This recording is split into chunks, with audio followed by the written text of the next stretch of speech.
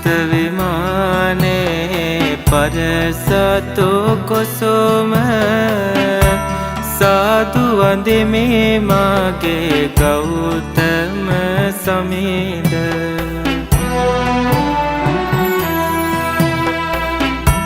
සසර ගමන දුක බව දැනගත්තා සසර පුරා පතිනිය හැරදා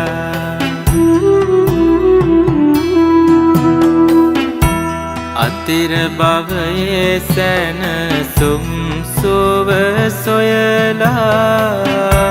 සමිඳු නිත්මුණා ඇසල පෝ